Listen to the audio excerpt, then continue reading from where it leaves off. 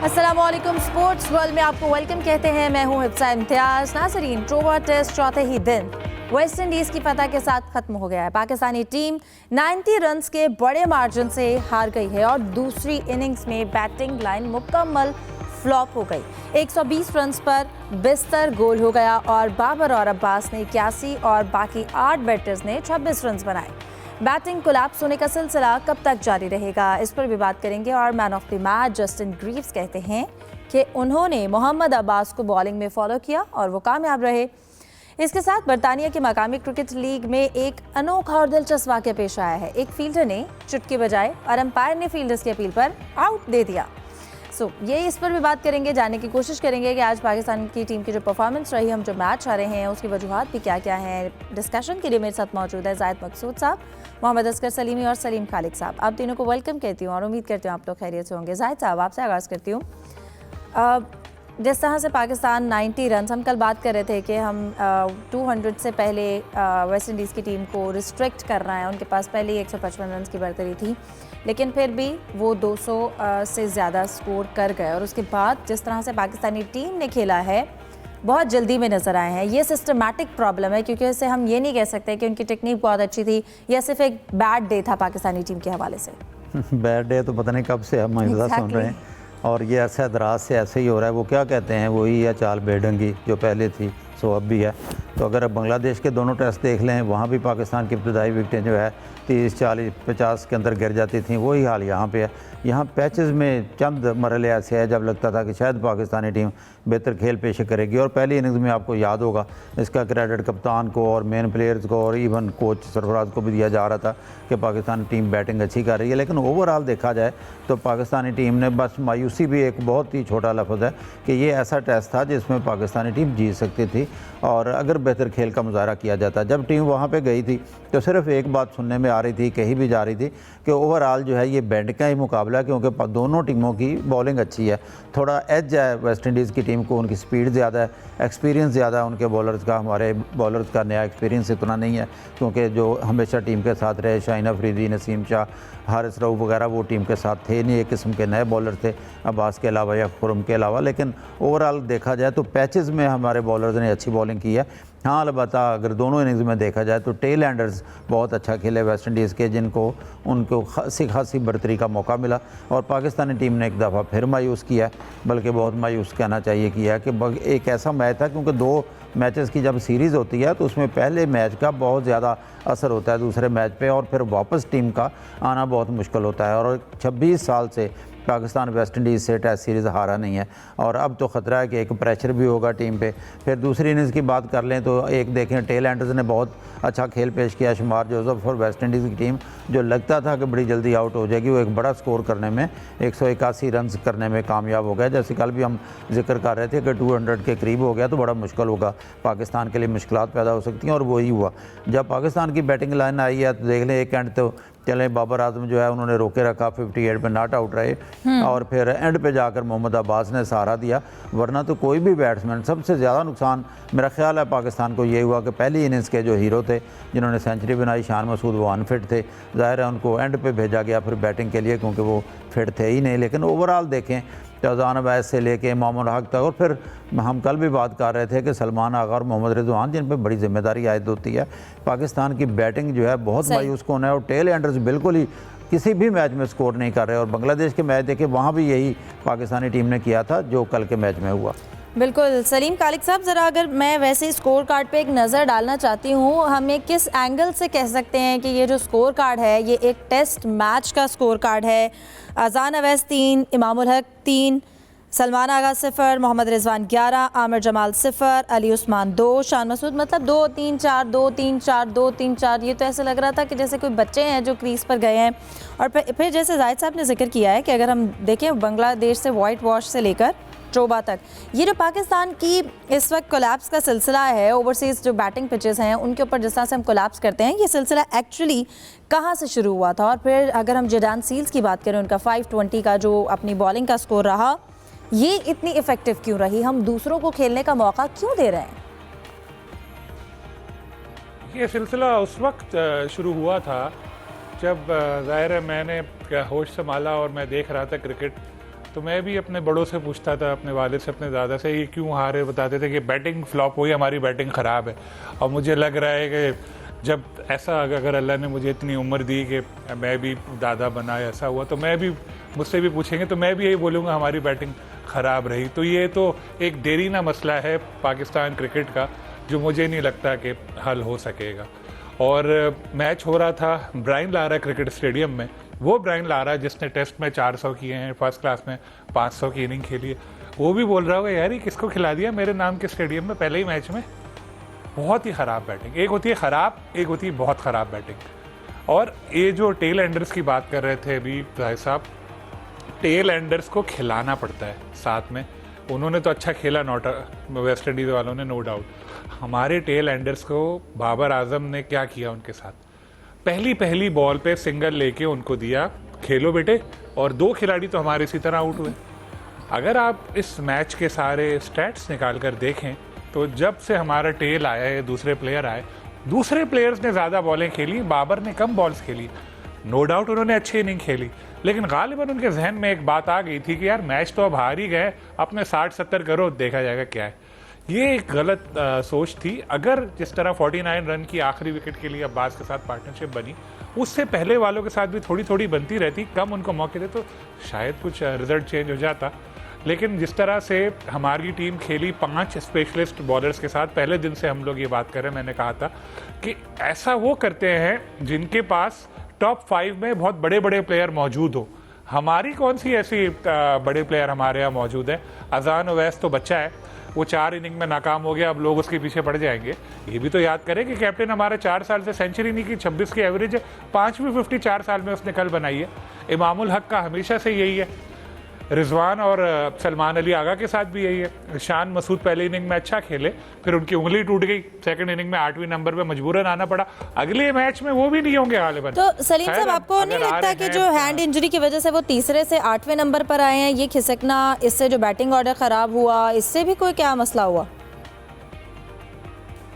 No doubt मसला हुआ, क्योंकि एक इनफॉर्म बैट्समैन जो है वो, उसकी उंगली टूट गई, वो तो आ गया 8वें नंबर पर। ये भी बड़ी बात है, वो भी उन्होंने रिस्क लिया, क्योंकि अगर दोबारा उनको उधर ही चोट लग जाती तो लंबे अरसे के लिए जाते हैं। अभी भी पता नहीं कितने अरसे के लिए वो बाहर होते हैं, या 5 दिन में टूटी उंगली का जुड़ना मेरा ख्याल है कोई इतना बहुत ही मुश्किल ही मुझे लगता है। खैर, अब 2 प्लेयर गए हैं, सऊद शकील होंगे, अब्दुल्ला शफीक होंगे, लेकिन उनसे भी कोई बहुत ज़्यादा एक्सपेक्टेशन तो हम नहीं कर सकते। नंबर 9 पे हमारी टीम है, सबसे आखिरी नंबर पर टेस्ट चैंपियनशिप पे। नंबर 8 पर वेस्ट इंडीज़ की टीम है, और हम लोग नंबर 9 पे होके नंबर 8 को नहीं हरा पाए, और इस तरह हारे, तो बहुत मायूस को ना। और ये इस दफ़ा नहीं हुआ कि बहुत क्लोज करके हम लोग फिर हार गए। ये थ्रू आउट अगर हम देखें, शान मसूद की कैप्टनसी में भी ऐसा होता था, कभी कभी लग रहा होता था हम जीत जाएंगे, फिर हम हार जाते थे। ये एक मसला है, और क्या मसला है, इसको हल करना चाहिए। कैप्टन आप फिर बदलते, बाबर को हटा के रिकी पॉन्टिंग को भी कैप्टन बना दे, ये टीम नहीं जीत पाएगी। पहले मसले हल करें, बड़े बड़े जो इश्यूज हैं वो क्या है, हमें भी पता है, आपको भी पता है, लेकिन वो लोग हल करें। आकिब जावेद या दूसरे सरफराज या जो लोग ले रहे हैं लाखों रुपए सैलरीज, उनका काम है ये। सही। सलीमी साहब, कल मैं आपको कह रही थी, आप कह रहे थे मैच बड़ा ऐसे एंजॉय होता है ना, देखिए कभी मैच उनके हक में चला जाता है, कभी ड्राइविंग सीट पे हम आ जाते हैं, सनसनीखेज लोगों के इंटरेस्ट होते हैं। मैंने कल भी आपको कहा था, जब हम मैच ऐसे फंसाते हैं हम खुद हार जाते हैं, और हमने वही देखा कि हमारे पास मौका था कल 126 पे, 3 खिलाड़ी उनके सिर्फ आउट करने थे, 7 खिलाड़ी आउट हो चुके थे, बट स्टिल हमने 200 से ज़्यादा स्कोर भी बनवाया। और एक जो गैप है, पहली इनिंग पाकिस्तान 282 करता है, और सेकेंड इनिंग में अगर हम बात करें तो 120 पर सारी टीम जो है वो ऑल आउट हो जाती है। तो ये इतना बड़ा गैप क्यों आ गया? क्या जो पहले 282 बने थे वो तुक्के से बने थे? जी, अगर देखा जाए ना, जो पाकिस्तान टेस्ट मैच की सूरत हाल है, पाकिस्तान जिस तरीके से हारा, एक बड़ा मशहूर शेर है, उसका एक मिसरा मुझे याद आ रहा है कि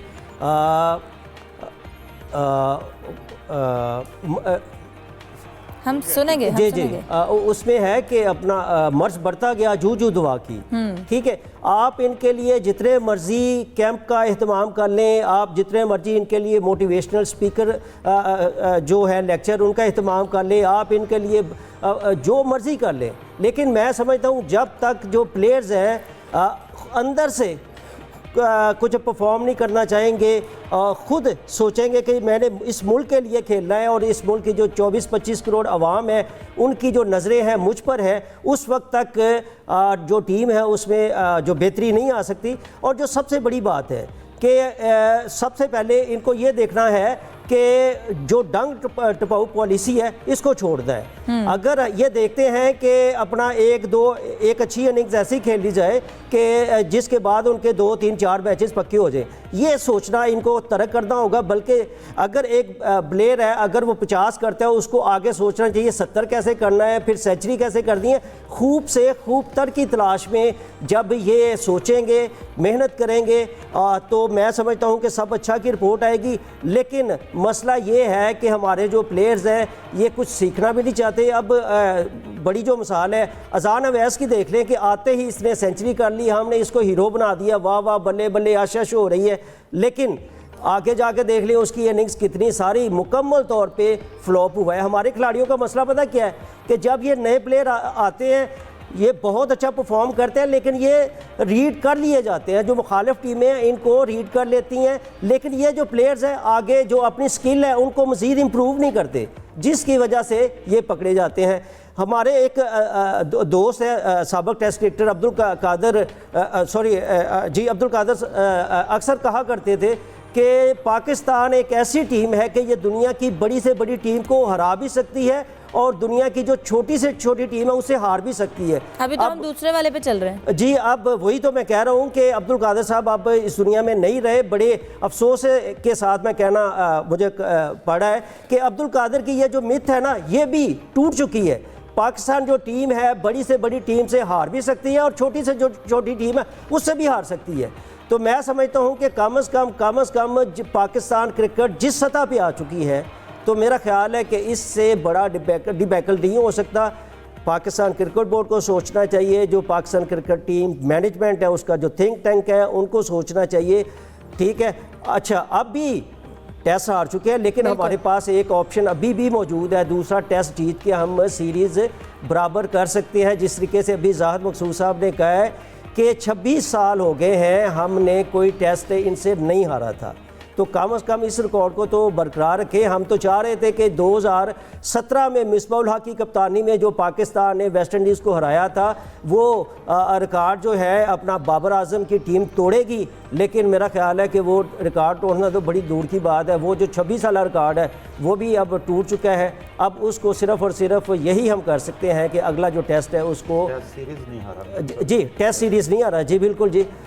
अगला टेस्ट मैच हम जीत कर कम से कम सीरीज बराबर कर सकते हैं। बिल्कुल, लेकिन उसके लिए भी ज़रूरी है जाहिद साहब, आप क्या समझते हैं क्या चेंजेस जो इस वक्त, लेकिन कितनी चेंजेस, अब ये पूछना भी मुझे समझ नहीं आ रहा है कि हम क्या चेंजेस करें, बिकॉज अभी भी हम चेंजेस के साथ आए थे, आपने कैप्टन भी तब्दील किया, सब चीज़ें करके देख लिया। अब दूसरे टेस्ट में अगर हम जीतना चाहते हैं क्या चेंजेस होनी चाहिए वहाँ पे भी? देखें हिफ्ज़ा, जितना तजर्बा पाकिस्तानी टीम के साथ एक्सपेरिमेंट किए जाते हैं शायद ही दुनिया की किसी टीम के साथ किए जाते हैं। यहाँ एक स्टेज ऐसी आई थी कि टूर कमेटी जो थी वो प्लेइंग 11 तक मुंतखब करती थी, यानी कप्तान को इतना कर दिया गया था, इन्होंने उसके हाथ से हाथ पूरे इख्तियारात ले लिए गए थे कि जो टूर कमेटी साथ जा रही है, सिलेक्टर्स जा रहे हैं, वो मिलके बैठ के प्लेइंग 11 बना रहे हैं। मेरे ख्याल में तो पूरा ओवरऑल आपको कोच और जो कप्तान है ये फैसले उन्हीं के पास होने चाहिए। अब देखें असद शफीक साथ गए हैं जो कि कराची के अकेडमी के हेड भी हैं, वो अपना काम करने के बजाय यहाँ पे सिलेक्टर्स के बारे में आकिब जावेद साहब फरमाते हैं कि अब हर चीज़ जो है कंप्यूटर पे मौजूद होती है, टीवी पे मौजूद होती है, फील्ड में जाने की क्या ज़रूरत है। सिलेक्टर्स यहाँ पर फील्ड में जाने के लिए तैयार नहीं है कि देख सकें कि डोमेस्टिक में कौन सा टैलेंट अच्छा आ रहा है, कौन सा रहा। अजाना फैज़ या अब्दुल्ला फजल या किसी पे कोई शिकवा नहीं है, उनमें टैलेंट है तो यहाँ तक पहुँचे हैं, उनको पॉलिश करना, देखना, भालना, साथ लेकर चलना। यहाँ अब क्योंकि बाबर आजम दूसरी तीसरी दफ़ा बने हैं, उनकी भी ये यकीनी तौर पर कोशिश होनी चाहिए कि अच्छे नए लड़कों को सामने लाएं। अगर रिजवान अच्छा नहीं खेलते नेक्स्ट मैच में गाजी गौरी को दें मौका, थोड़ा सा बोल्ड स्टेप भी करें ताकि पाकिस्तानी टीम अपने पाँव पे खड़ी हो सके, और सेलेक्टर्स भी वो काम करें जो उनके करने का काम है। दुनिया में कहीं ऐसा नहीं होता था, जैसे इंडिया की मिसाल ले लें, ऑस्ट्रेलिया, इंग्लैंड, किसी की भी ले लें, वहाँ पे कप्तान और कोच आले नाल होते हैं, वही फैसले करते हैं। तो पाकिस्तान को कहीं ना कहीं किसी स्टेज पर रुकना होगा, सिर्फ कप्तान की तब्दीली से कुछ नहीं होगा। जो मियाँ साहब जिक्र कर रहे थे कि नेक्स्ट मैच मैच पाकिस्तान जीत जाए, वहाँ तो अब जिस पे हम तकिया करते थे पहली इनिंग्स में सेंचुरी की थी, शान मसूद भी नहीं होगा, क्योंकि जाहिर है वो तो अनफिट हैं, उनकी उंगली ज़ख्मी है। अब्दुल्ला शफीक को आपने बाहर से बुला लिया, यहाँ पे जो डोमेस्टिक में अच्छा खेल रहे हैं कामरान गुलाम, वो इनको नज़र नहीं आते। यहाँ पे कोई ना कोई कप्तान को, कोच को ये फैसले करने पड़ेंगे और पीसीबी को भी उनके वो राइट्स देने पड़ेंगे जो कि टीम को हासिल होने चाहिए, ताकि खुद एतमादी के साथ प्लेयर खेल रहे हैं। मुझे तो फील्ड में गुमसुम से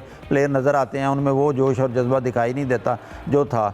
और फिर जहाँ तक फास्ट बॉलर्स का तल्लक है तो उमर गुल को काम करना पड़ेगा। पैचेस में बहुत अच्छी गेंदें की हैं अब्बास के साथ, तो माजी में जो ज़्यादतियाँ हम करते रहे 2021 से लेकर 2024 तक हमने उनको मौका ही नहीं दिया।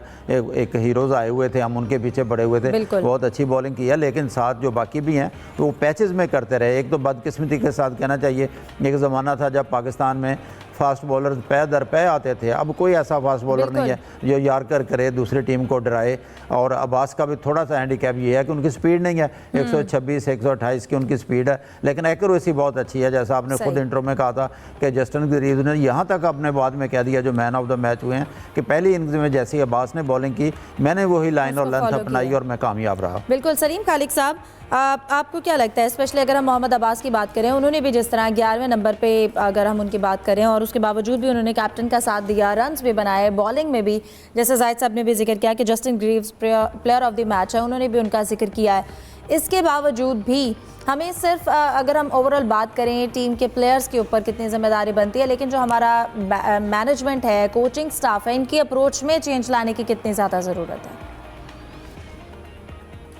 देखिए, जो उनकी गेम प्लानिंग थी और जो उन्होंने अप्रोच अपनाई, ज़ाहिर है अगर वो बहुत अच्छी होती तो पाकिस्तान मैच जीत चुका होता। कहीं ना कहीं तो ऐसी खामियां हमें नज़र आ रही हैं ना, ख़ास तौर पर बैटिंग में। जब आपको पता है कि भाई पाकिस्तान की बैटिंग जो है वो जिम्बाब्वे के ख़िलाफ़ भी कोलैप्स हो सकती है और हुई है, तो आप वेस्ट इंडीज़ के ख़िलाफ़ वेस्ट इंडीज़ में खेल रहे हैं, तो यहाँ आपको इस चीज़ का ख्याल रखना चाहिए था, आपको बैटिंग थोड़ी बढ़ानी चाहिए थी अपनी। लेकिन यहाँ पर इस चीज़ को देखा नहीं गया। फिर जब शान मसूद इंजर्ड हुए तो मुझे लग रहा है उसी वक्त 50% पाकिस्तान मैच हार गया ज़हनी तौर पे। सेंचुरी जिसने की है वही चला गया, तो जब वही चला गया तो अब हम क्या जाके जीतेंगे। ऐसे में फिर बाबर वन डाउन आए थे, आखिर तक खेले नो डाउट, लेकिन किसी और ने उनका साथ नहीं दिया। अगर सलमान या रिजवान थोड़ा थोड़ा भी उनके साथ अगर देते तो पाकिस्तान टीम की परफॉर्मेंस में बेहतरी आ जाती। खैर, अब अगला मैच हो रहा है, उसमें इनको चाहिए कि एक बैट्समैन बढ़ाएं, और अगर पहुंच गए सऊद तो सऊद को खिलाएं, और अब्दुल्ला को तो शायद इनको शान की जगह ही खिलाना पड़ जाए, शायद उससे कुछ बेहतरी आए। लेकिन जब आप पहला ही मैच हार जाते हैं तो उससे थोड़ा सा कॉन्फिडेंस, थोड़ा सा क्या बहुत कॉन्फिडेंस नीचे आ जाता है। और अफसोस की बात यह है कि 3 साल हो गए, 3 साल में मुसलसल 8 टेस्ट हार चुका है पाकिस्तान दयारे गैर में बाहर, और ये एक बहुत ही मायूस कुन स्टैट है। जो हमारी टीम जो एक ज़माने में पहचानी जाती थी कि बड़ी बड़ी टीमों को हरा देती है, इतनी ज़्यादा पस्ती पे आ गई है कि नंबर 9 पे टेस्ट चैम्पियनशिप में भी हमारे प्लेयर दूर दूर तक रैंकिंग में भी हमें नज़र नहीं आते। जो हमारा मेन प्लेयर है उसने 4 साल से सेंचुरी नहीं की, इससे आप अंदाज़ा लगा लें। दूसरा जो हमारा मेन बॉलर था शाहीन, वो अब टीम में ही नहीं है। तो ये एकदम पस्ती की तरफ हमारी क्रिकेट क्यों गई, ये जायज़ा लेने की ज़रूरत है और इस चीज़ को, मसले को हल करने की ज़रूरत है। क्या प्रोडक्शन सही नहीं हो रही? लेकिन इतने अरसे से देखें मसले चलते आ रहे हैं, लेकिन उनका कोई हल हम देख नहीं रहे हैं। हम आदी हो गए इस तरह की परफॉर्मेंस देखने के लिए। हमें कहीं ना कहीं हमें ये एक्सपेक्टेशंस होती हैं, हम ये सोच रहे होते हैं या फील कर रहे होते हैं कि रिजल्ट्स जो हैं वो हमारे हक में नहीं होंगे। डिस्कशन को कंटिन्यू करते हैं एक ब्रेक के बाद। Stay with us. Welcome back. Break के बाद आपको बताते हैं, यकीनन पाकिस्तान के लिए खुशखबरी है। पाकिस्तान ने Central Asian men's volleyball championship जीत ली है, बांग्लादेश को आउट क्लास कर दिया। इस पर बात करने के लिए जुल्फ़िकार बेग हमारे साथ मौजूद हैं, उनसे बात करते हैं। जुल्फ़िकार, बताइएगा, पाकिस्तान ने इस टूर्नामेंट में एक भी सेट जो है वो नहीं हारा और उसके बाद फाइनल में बांग्लादेश को आउट क्लास किया है। इस बड़ी ज़बरदस्त परफॉर्मेंस पर आप क्या बताएंगे? जी, डेफिनेटली पाकिस्तान के लिए बड़ी खुशाइन बात है और इस साल की ये खुशखबरी कहा जाता है। वॉलीबॉल के अंदर पाकिस्तान की टीम ने आउट क्लास परफॉर्मेंस का मुजाहरा किया। इंटरनेशनल इवेंट का इनेकाद हुआ जिसमें दीगर टीमों ने भी अपनी किस्मत आजमाई, लेकिन जिस अंदाज से पाकिस्तान की टीम ने होम क्राउड और होम इसका फ़ायदा उठाया, उसकी जितनी भी तारीफ की जाए वो कम है। पाकिस्तान की टीम पहले से प्रिपेयर थी और बड़ी अच्छी इनकी ट्रेनिंग दौरान जारी थी, और पाकिस्तान वॉलीबॉल फेडरेशन के जो चेयरमैन है चौधरी याकूब, उनका भी कहना था कि बेस्ट अवेलेबल प्लेयर्स पर मुश्तमिल ये स्क्वाड इंतखाब अमल में लाया गया था और इन खिलाड़ियों ने जिस अंदाज से परफॉर्मेंस का मुजाहरा किया उसके फ्यूचर में भी ये टीम पाकिस्तान के इंटरनेशनल मुकाबलों में अपनी किस्मत आजमाएगी। पाकिस्तान ने इस पूरे टूर्नामेंट के अंदर नाकाबिल शिकस्त रही, आउट क्लास परफॉर्मेंस इसको कहा जा सकता है। हर लिहाज से पाकिस्तान ने मद्दे मुकाबल टीमों को काबू किया। जी ठीक है जुल्फ़िकार बेग, बहुत शुक्रिया आपके वक्त का। इसके साथ साथ पाकिस्तान की अगर हम हॉकी के हवाले से भी बात करें तो कोरिया के साथ जो सीरीज़ है वो भी कल से शुरू हो रही है, उसकी तैयारियां जो है जारी है, इस पर भी हम मज़ीद डिस्कशन भी करते हैं। और सलीमी साहब आप इस हवाले से क्या बताएंगे?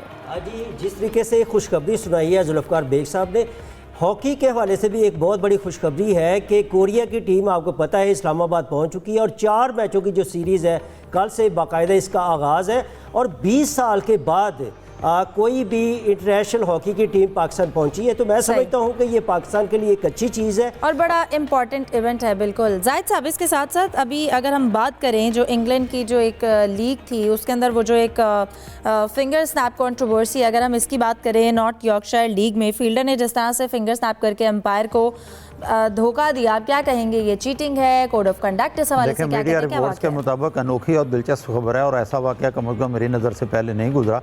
वो क्योंकि लोकल मैच था मुकामी क्लब का और जैसे ही गेंद डिलीवर की बॉलर ने की और बैट्समैन के बल्ले से गेंद आगे गई तो जो करीब फील्डर था रिपोर्ट्स के मुताबिक उन्होंने चुटकी बजाई इस आवाज़ को साथ ही, क्योंकि वो कैच ले लिया था अंपायर ने, तो एक दिलचस्प वाकया हो गया, चुटकी पर ही आउट दे दिया। इसके साथ ही प्रोग्राम को ये पर क्लोज करते हैं। दीजिए इजाज़त, अल्लाह हाफिज़।